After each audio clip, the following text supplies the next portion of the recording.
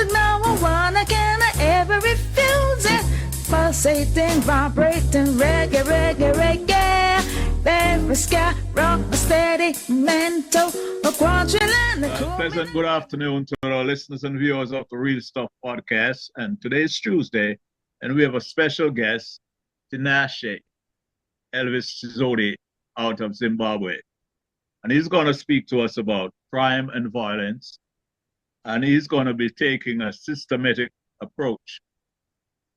Welcome, Tinashe. Welcome to you all. I'm super excited to be here.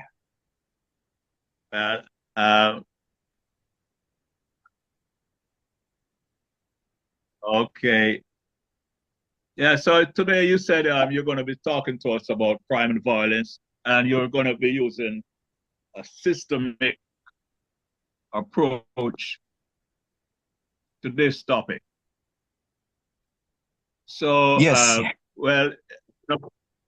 And previously, we're spoken about trauma and about epigenetics and all of that. So before you start, I'd like to just ask you quickly, how does epigenetics play a part in this crime and violence? Seeing that, the trauma was already in our genetics. Sure. What's the role it plays? Sure. Okay. Trauma plays trauma is two things that it can play. We can talk about transcendency, what you can also refer to as post-traumatic growth as a result of trauma, or it can actually be it can actually secure a foundation for dysfunctionality. That's where we'll be talking. That's where we'll be talking about some of those things that we call dysfunctional behaviors, like crime, drug and substance use, and all those kind of things. So those are the two things that can. Those are both, like we have post-traumatic growth and post-traumatic disorders. Yeah, PTSDs. Okay. Yeah. All right. So go ahead and kick it off. All right. Now today we're talking about is to do with violence and crime, right? Yeah. And how it has been affecting nations or countries or settings that have succumbed to different forms of traumas in the past.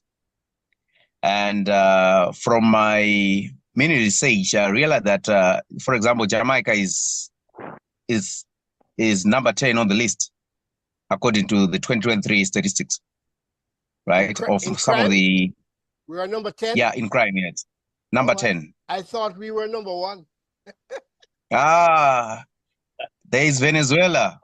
Oh. Number 1, there's Venezuela. Venezuela is something else. Yeah. So, yeah. And usually, I'm going to try and use a bit of different lenses to look into this issue.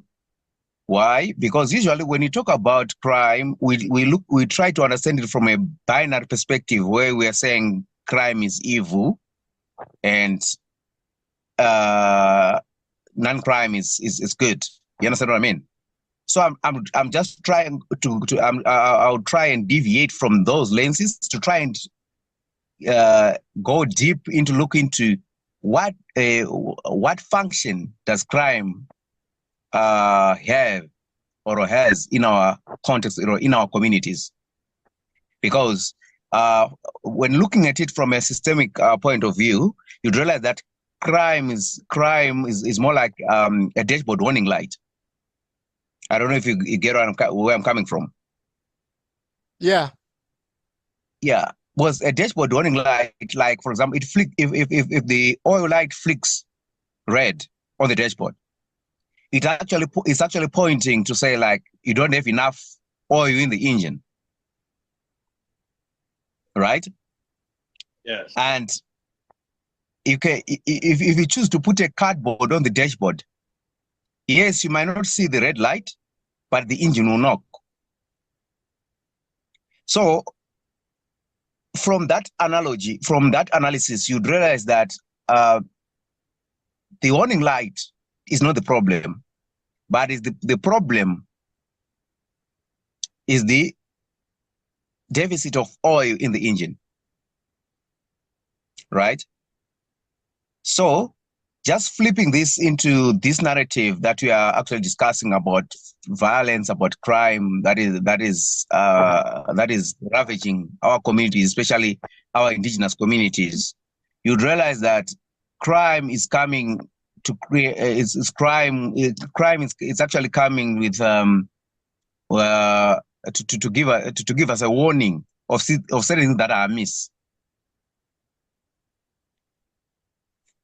Let's take Jamaica as an example, right? You'd realize that there is a lot of multi-generational trauma in the history of Jamaica. Yep. And that history has seeded a lot of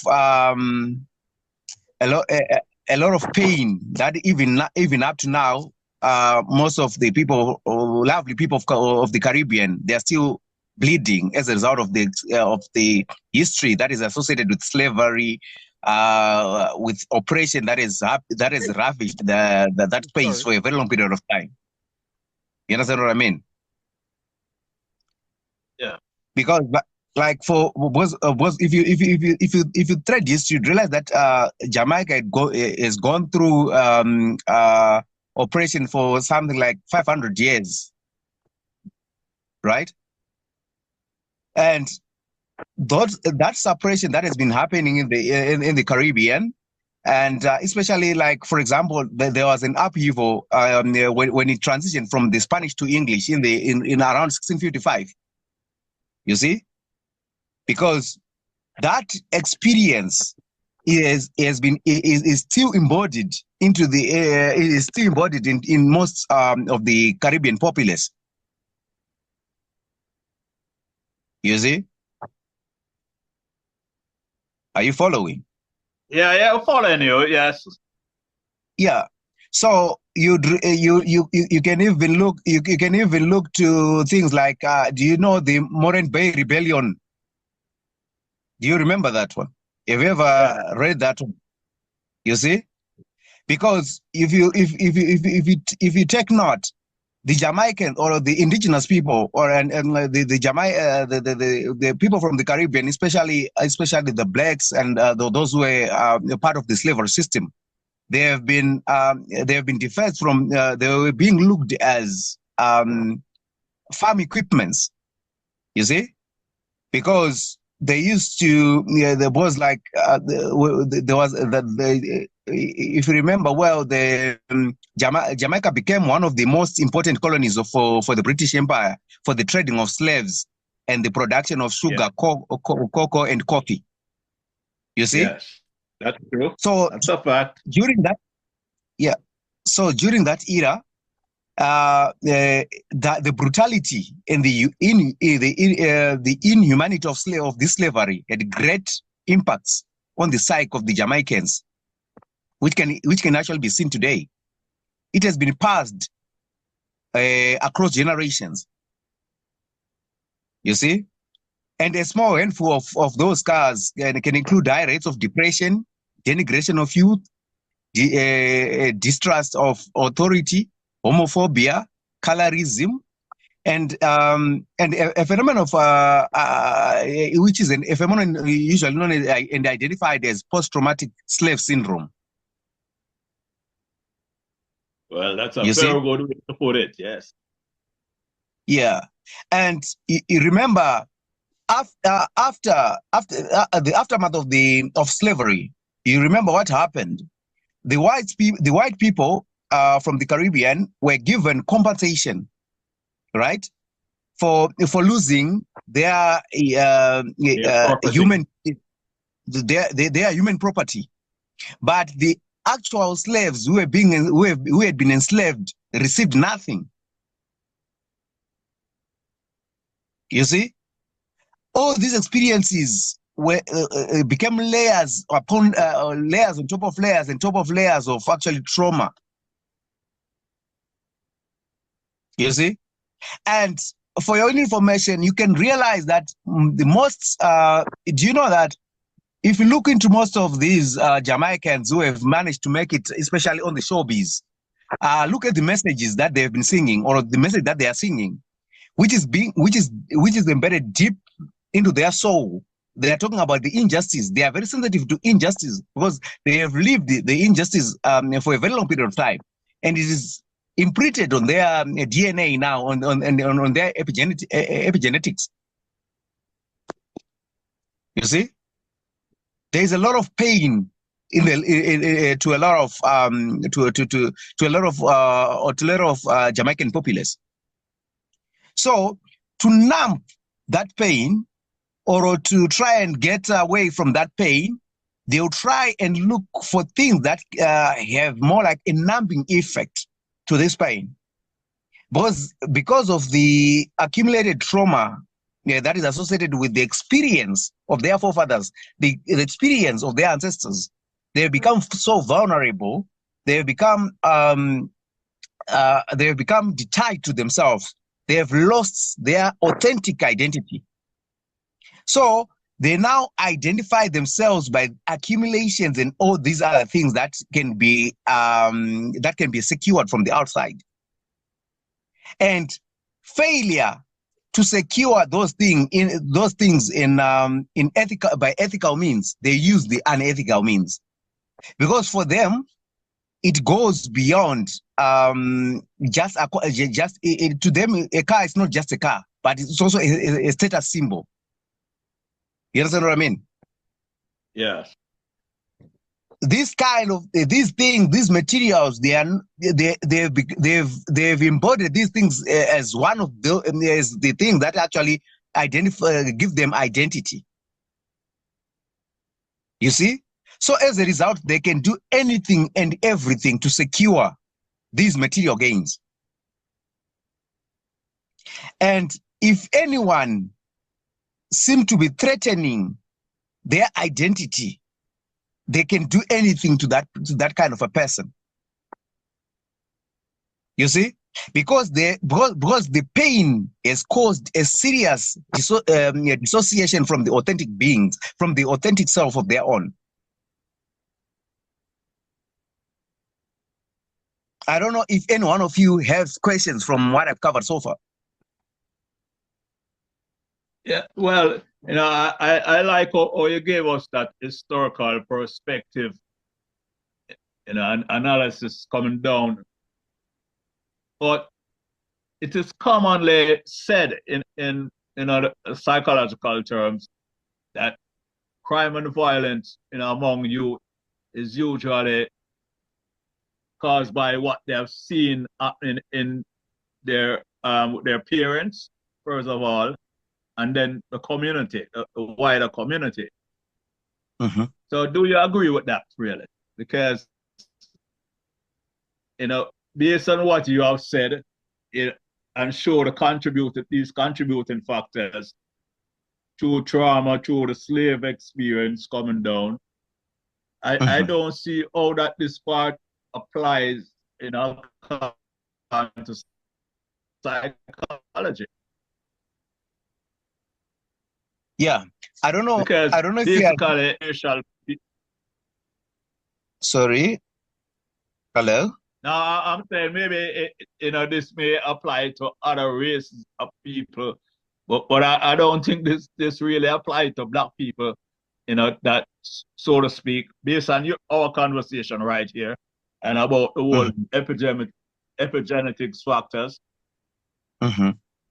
This psychological approach that they're saying that, yeah, most people, young people develop violent and and criminal activities because of what they've seen among the parents in the home, and then to a larger extent the wider society or the wider community.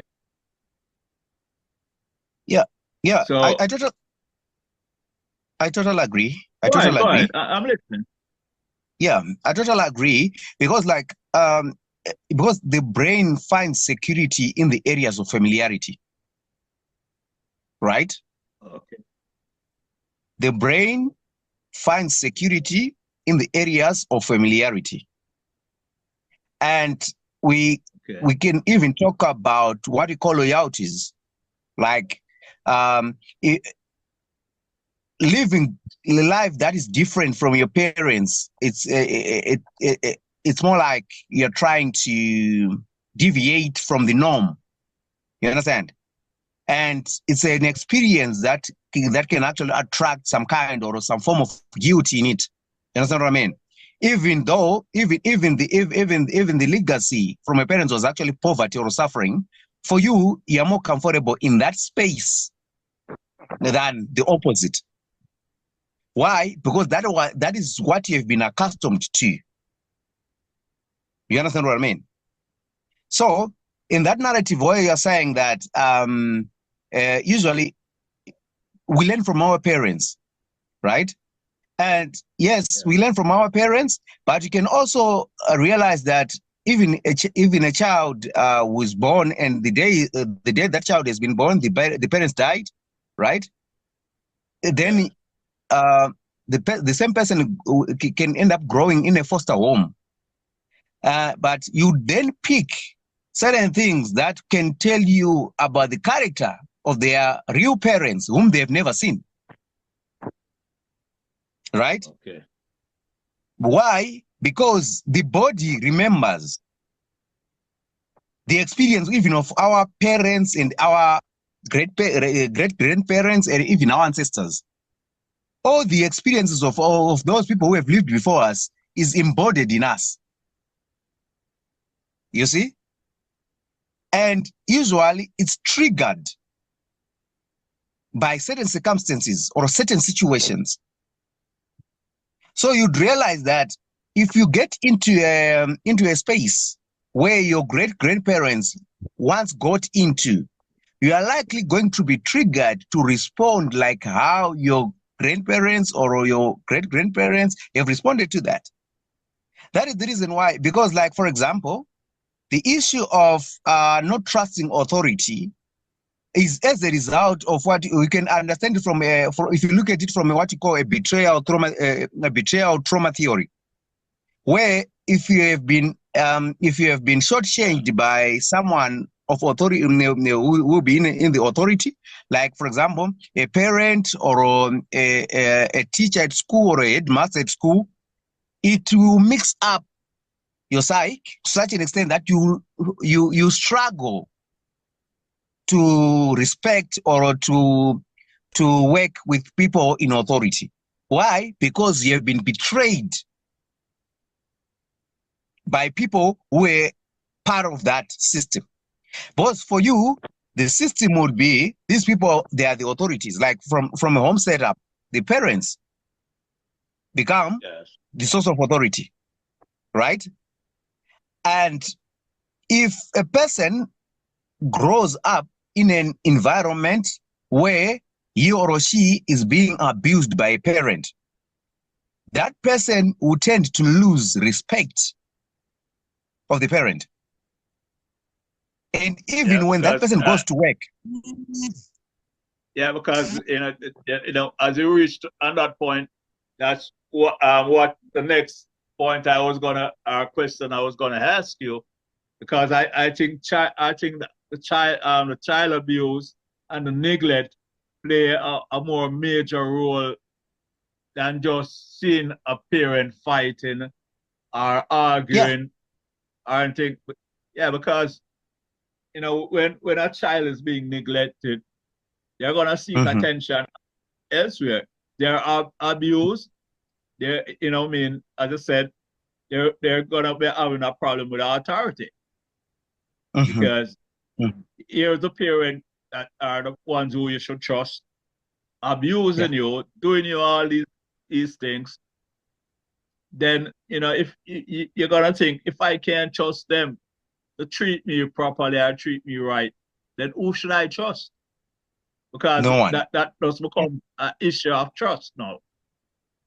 Yeah. Yeah, you're being neglected and all that, and a child being neglected by parents. Yeah. It's I mean, most parents may not know that, being neglected or abandoned is a bigger contributing factors than what they're mentioning right here. Yeah. In fact, neglect is one of the serious abuses that a human being can endure. You see, because we are born social beings. So if we are then born and get neglected, it gives us some kind of psychic wounds in our being, which you then need some kind of what can we call it? We then need something to numb the pain that is associated with that wound. And because of that wound, we'll find ways of coping, what you call coping mechanism, right? And some of these coping mechanisms might not be as helpful. In fact, most of them, they are not even helpful. You understand what I mean? So, generally, most of these things that we struggle with, at the end of the day, they've come as more like innovation or coping mechanisms, which have been adopted by people who have been marginalized, who have been neglected, who have been brutalized, who have gone through a lot of nasty experiences. You see? For example, we have been taught that life is characterized by material things, right? And you are not capacitated to secure those material things in an ethical way, but still you believe that if you don't have those things, you don't have life. So, because not having those things is actually threatening your life according to how, you see. So you end up seeing you see it as wise to even cut corners or even to commit crime to secure something that will give you value, because there is no value inside yourself. One question. Where me, right? Yeah, where does the introduction of electronic media fall in this narrative? Okay, thank you so much. With internet, like not necessarily internet, talking about television in the first place. Yeah, I understand the question. Yeah, because internet and media, right? How best can I put this across to say, like, with internet is making is making almost everything accessible to everyone, right? So you'd realize that you are more exposed to things that you have with your psychic wounds, with the multi-generational wounds that you carry. You are constantly looking for ways to actually to self-medicate. And there are a lot of people who have the same experiences that you have on internet, on most of these media platforms, right? And they constantly advertise how they are coping, right? And at times they use media for validation purposes, right? Whereby they are doing things and put those things on internet or on social media handles to gain validation from the like experienced people.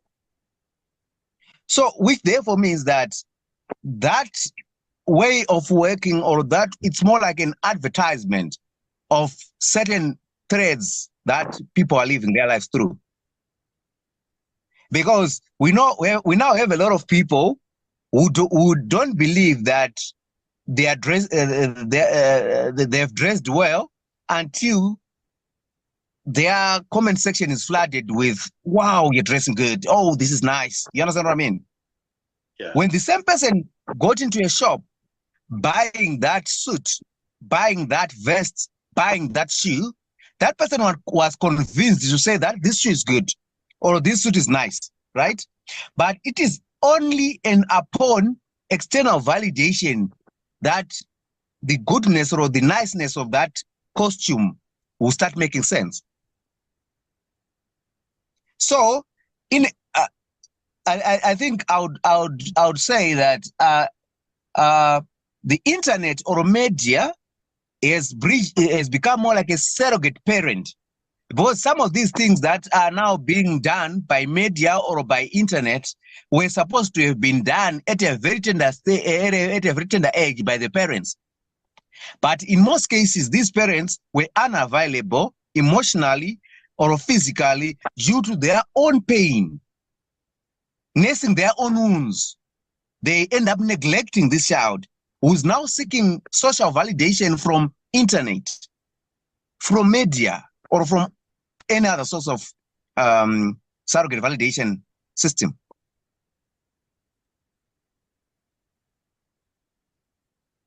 That is powerful, yeah. Yeah, and on the point of media too, Tinashe, we look at it that people are being compensated for doing things that are not even educational. Or like for example, talking about media, people would see a crime scene, would see something traumatic and serious like a car accident, and they take a picture of it and whoa, and they create all kind of drama out of it, not realizing that viewers can be get traumatized by all of this thing that they're showing.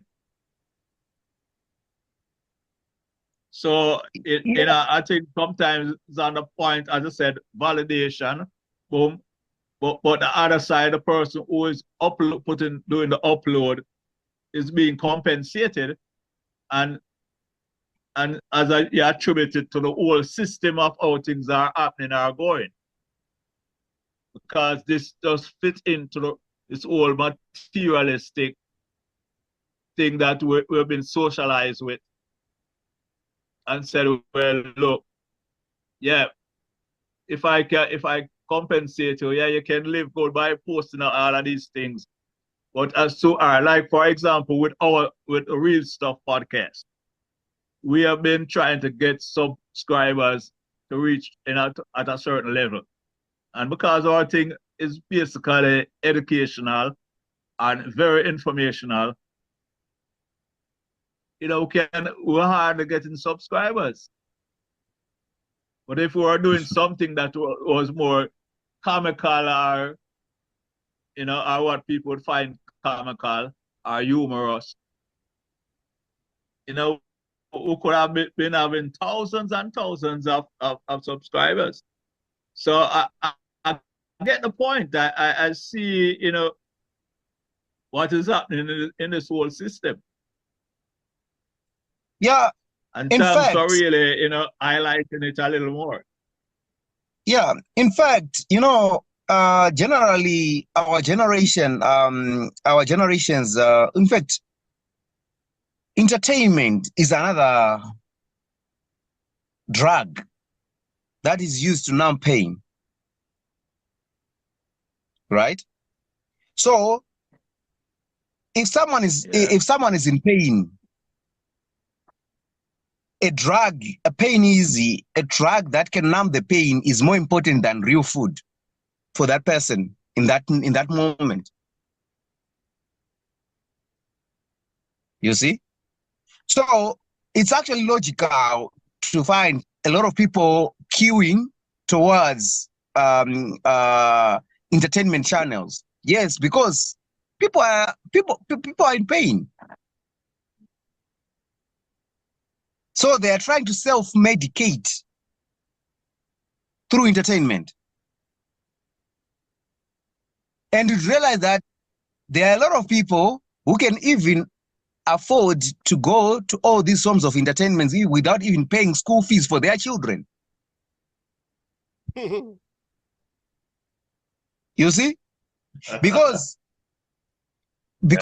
paying school fees for their children, it doesn't have a direct impact to the pain that they will be enduring at that moment and at that juncture.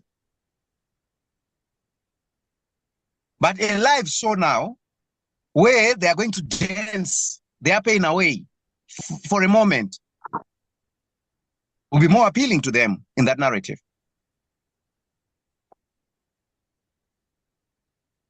You see? So this is why at times, That's deep. yeah, sorry. Oh, go ahead. No, Yeah, okay. I was just saying that's deep. That's really deep. Oh, yeah, it is. Yeah, that's what it is. That's what it is. Because basically, if you look into some of these things that you are now calling crime and all those kind of things, right? If you then look to those people and ask them, what was the trigger, or what were they looking for when they committed that crime? You realize that most of them, they wanted what they termed a good life, right? And what does a good life mean? What a good life mean to two different people can be totally different. And even how to secure what you call good life is totally different. That is the reason why you realize we will never get to a point where we can have more like a political party that can actually help people to live the same kind of life. Because like what I've mentioned before, that the brain finds security in the areas of familiarity, because to some people, a good life is having several girlfriends around you eating you up, right? For them, that's life. You see? And to some, it's actually building a 60-bedroom house. And they can do anything to make sure that they do that. I think in terms of monetary value, I think we are living in one of the centuries where we have more than enough money, but yet we are the unhappiest generation that has ever lived on this planet. We are chasing a mirage. And while chasing the mirage, we've managed to cut a lot of corners in that regards, and we've committed a lot of crimes to try and numb the pain that we carry inside ourselves. You see? So anyone who's carrying a lot of pain from the inside is vulnerable to commit a crime.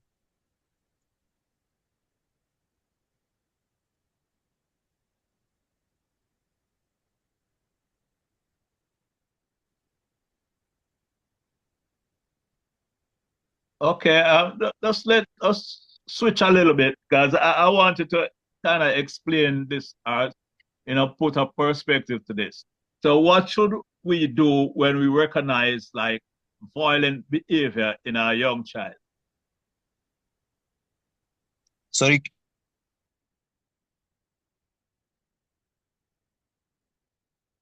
Like if we recognize like a child growing up and having, in a violent behavior, having temper tantrums over nothing all the time or something, Now, what should a parent do? What should, what would you recommend? Okay. Because all right, Personally, if this kind of violent behavior begins in childhood, then we know it's gonna take them into adulthood. Most of yeah. So what can we do to, as in the Jamaican sense, boy, you have to bend a tree before, when it's young. Okay. Okay. Yeah, so go ahead. I'll ask this question with a question. I'll answer this question with a question, right? What would you do if you find out that you have if you get a wound on your finger, which looks like cancerous or something else, like you just get a wound on your finger, what you do? What would you do? What would you do? Well, if you Go know, to I mean, the you get a doctor? cut, you can put a plaster over it. Yeah, you go to the doctor, you try your best to get the wound clean and healed, the best way it can be healed. Okay, Mr. Flavius? Yeah. As you stop the bleeding. First thing, if it's bleeding, you're gonna try to stop the bleeding. Okay. So okay. Yeah. And Mr. Flavius, what do you do? Well, depends on the severity.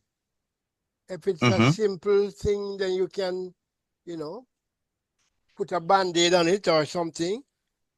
But if it's more severe, you have to rush to the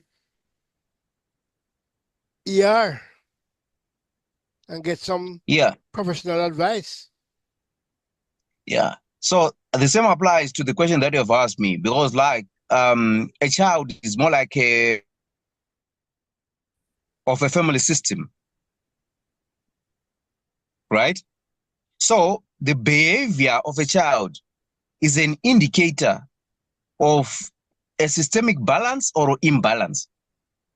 So if the system is imbalanced, the child will the imbalance will manifest in deviance. It will manifest through deviance, right? So it would be naive to try and look at that problem as a child's problem. It's a family issue. It's a community issue, right? So it has to be understood from that perspective. That's the only sure way to come up with a sustainable solution to the problem. What is that challenge, or what is that problem being the problem that is being exhibited by the child? If it was a mirror, what was it reflecting on your own narrative as a family, or as the father, or as the mother? Or to your relationship as the parents of the child, or as part of the community members? What is it reflecting about the community that you're living in? So just like you have said, that you'd go to a professional. So at times, like some of these problems, they don't need an egoistic approach to them. They need a more collective approach, whereby we get to understand these issues from a family perspective. What does this tell about our family? What does it tell about our community? Where are we cutting corners, or how have we contributed to the narrative? Because you can only change a narrative that you've contributed to. But if you think you have not contributed anything to this to the current status, you cannot also contribute anything to what it is, to change anything. But it is upon that humble acknowledgement that I have a role to play, and I've contributed, whether consciously or unconsciously, and I also have I can also contribute by being the change that I want to see in the next person. But the big but is that we have lost community and we have lost family. Family is now probably 2 people, 3 people. And the community is probably 1 neighbor. And I think that's one of the problems. You know, we don't have communities anymore, or we don't have family anymore. Hello. Are you hearing me? Yeah. So did you hear that, Elvis? No. So Okay. can you come again? The big but? No, I'm saying that we don't have family anymore. And we don't have communities anymore. That's where we. Sense. Yeah. So that's how. That's our. What can I say?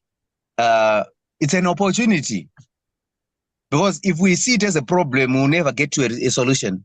But if we see it as an opportunity, we'll then get to understand if we no longer have families, what have we missed because of that lack? And how can we create a safe space that can shoulder, or that can shoulder family responsibilities in our communities? Because, for example, if you have ever gone to those bases where most of our youthful people go and do drug and substance use behavior, and the drug and substance use issues that they do, you'd realize that there's a serious social cohesion in those drug spots. Why? Because they are meant, you know, the world rewards relevance. So if a person who has been ostracized from a certain system gets a system that embraces him or her as he or she is, that person becomes very loyal to that system, to an extent that if the system develops into to become more like a crime generation system, that person will devote all his energies and intelligences for the need to belong. Yeah. So if we have realized that we no longer, so I think what would be wiser is to come up with what we call safe spaces that can embrace our own vulnerable communities and give them a shoulder to lean on when they are in need, and support their recovery, their healing, so that they can also devote their 100% of effort, energies, and everything into something that is more nobler or more noble. Yeah. No, because like in Africa, we know that all the community system is set up maybe along tribal lines, you know, where you have, and elders are being respected, and because you have this old circle. But you see, like in the Caribbean or in Jamaica, even in the US, all of this, you know, is like this we are living among all the diaspora. All this has been disappeared. Because as Flavius rightly said, you know, a community may just be, you know, a family with a neighbor.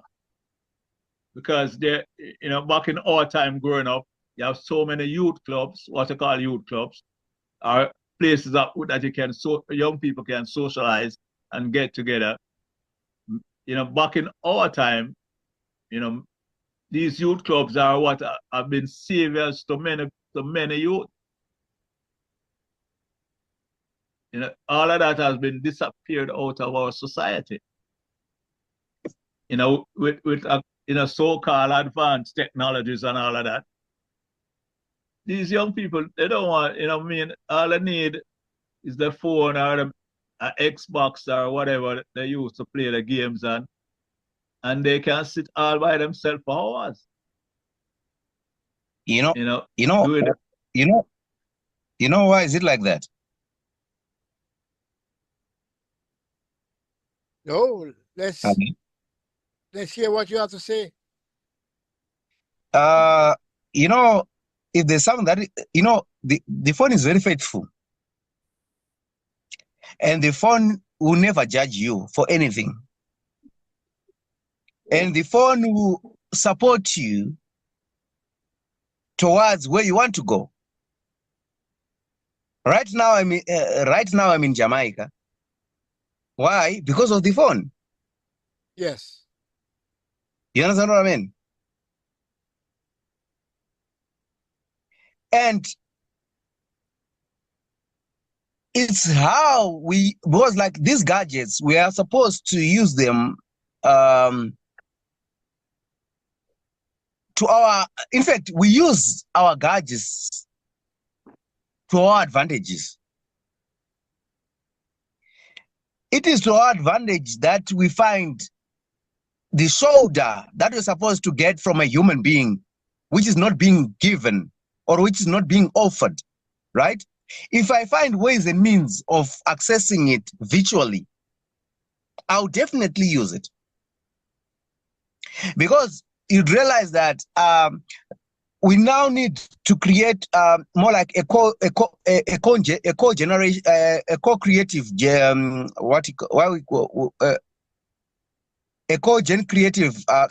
creative platforms where we learn how to live as people from different dispensations.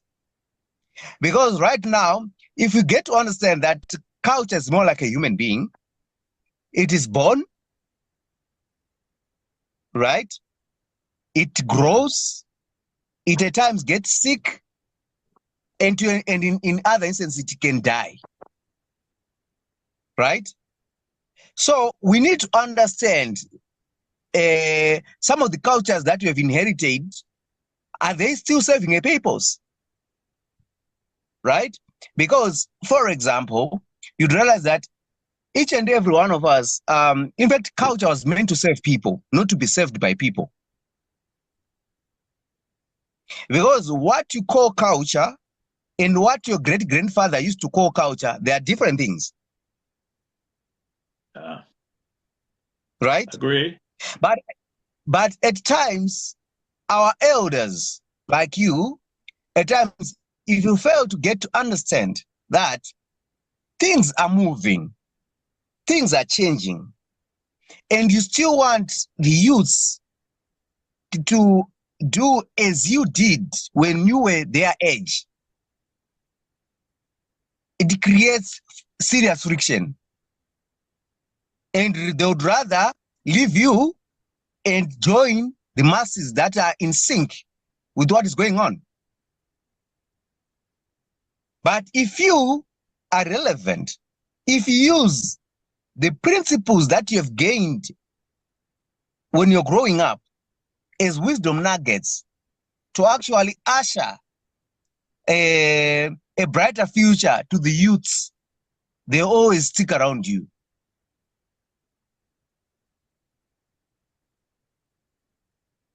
You get what I mean?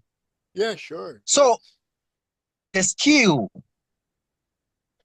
that can help us to rub the different generations together until they are able to work harmoniously in a way.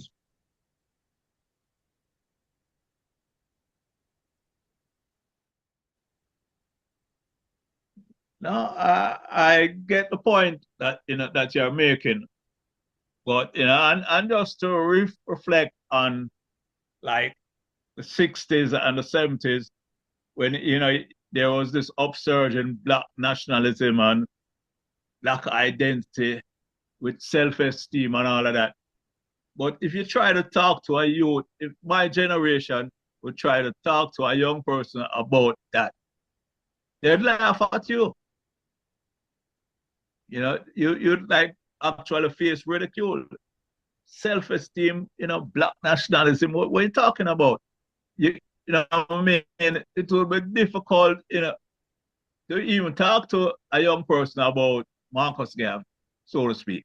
But I'm happy that I've seen that they're trying to implement that in the schools and teaching about the philosophy and opinions of Marcus Garvey in Jamaica. You know what I mean? That's a good first step.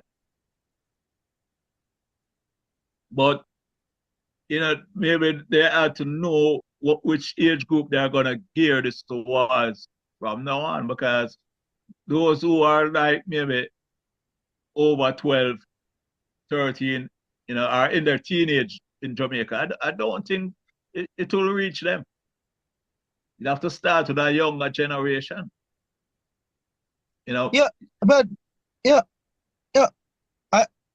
Because like you and I know that if a child is not being taught certain things in their formative years, it won't be, you know, embedded or get etched in the brain.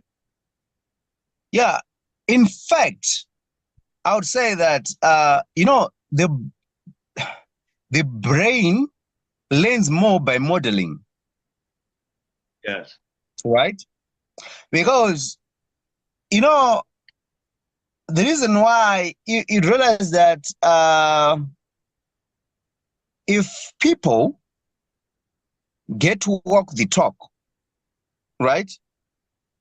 Yeah. I want to see the Marcus Garvey in you more than to hear the Marcus Garvey from your lips. Right? Yes. Because if you look at some of these people that have made names, like Marcus Garvey was popularly known because of, especially in the civil rights movement, right? Yeah. Because he believed that we are equal. He didn't believe in marginalization of other people based on whatever circumstances and whatever reasons. But at times we can talk that Marcus Garvey was good, Marcus Garvey did that, give that, but we are marginalizing our own. You understand what I mean? Oh yeah. We even comment, ridicule other people based on narrative that we don't understand in the presence of these youths, right? Because we don't understand certain phenomena, we tend to ridicule them without even understanding them, right? And at the end of the day, you'd realize that when technology or when studies further reinforce to say, no, this was correct, but you were ridiculing you were busy ridiculing some of these things, some of these issues in the presence of the youths. What effect would that behavior of yours seed into these youths about your personal selves? You see, because you realize that most of our greats were open-minded. Yeah. Right? They were not serious. They were not conservatives who would try and to conserve everything and anything without a due understanding of what it means. Right now, we have a lot of movements that are happening that some elders might not see those movements as sound or as just because they say when we grew up, we never heard about these issues and these things. So by so doing, you're professing ignorance to a mind that is eager to learn. So if you profess to be ignorant to a fresh mind that is eager to learn, when that mind wants to learn something, it will never come from you. It will never come to you. So at times, not to attack each other, but at times we have things that we often do without understanding the costs. I'll give you an example, which literally happened. There was this gentleman who was talking to his daughter in my presence, and he said to his daughter, why are you so why are you so down? He looks like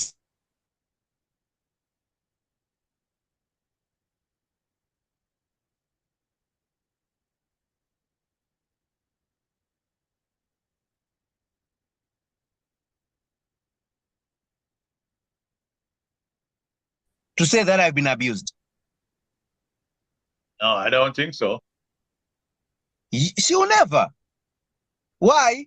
Because the father has actually proved to be very judgmental. You see?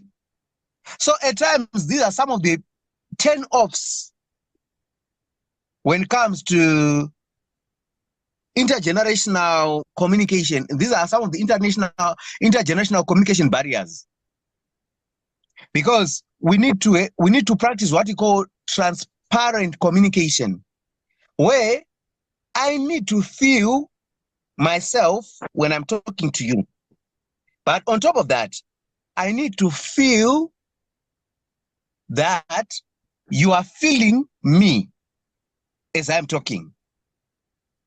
And I also need to feel that you are feeling yourself as you are talking to me in this conversation. Right? Yeah. But anyway, Tinashe, we're really running out of time, so I'll just ask you to summarize, but we'd like to continue this conversation, especially to go and look into the whole drug and alcoholic abuse and all of that. So can you just sum up for us, please, and then, we'll close off. All right. It's okay. Thank you so much. Okay. In a nutshell, what I can say about, like, we're trying to talk about crime and violence. And I was in my presentation, I wanted to try and give you the foundations of criminal behavior, the foundations of violence, to say, like, violence starts from within, not from the outside. So if you have violence inside yourself, you also project violence outside yourself, right?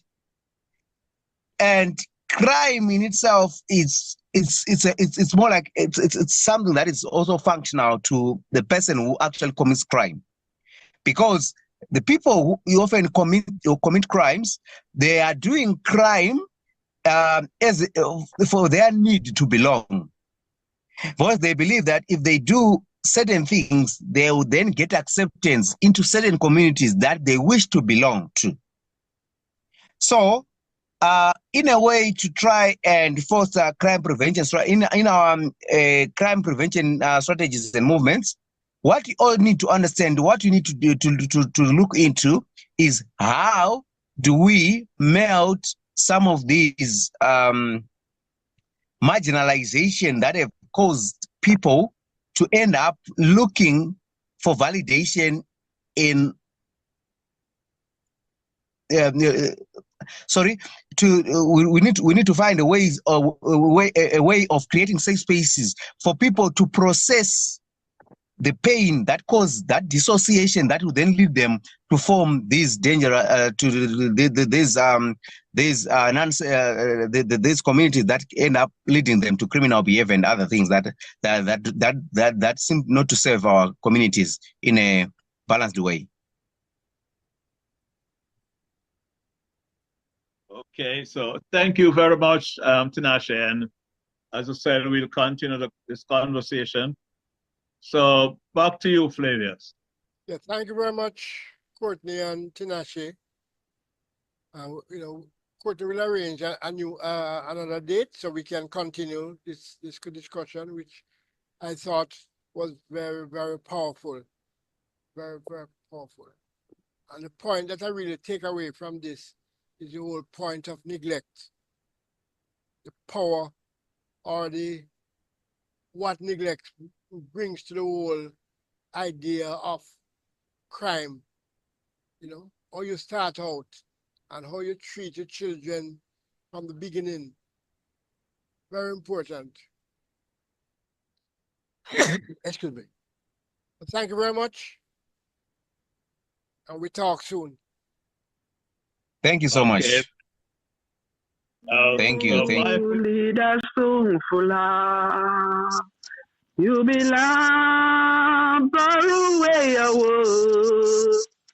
Ajugwala, Lebobu Seru. Lead Amua, lead us soon, Fula. Lead Amua, lead us soon, Fula. Well, unfortunately, this is it. Till next time. Bless.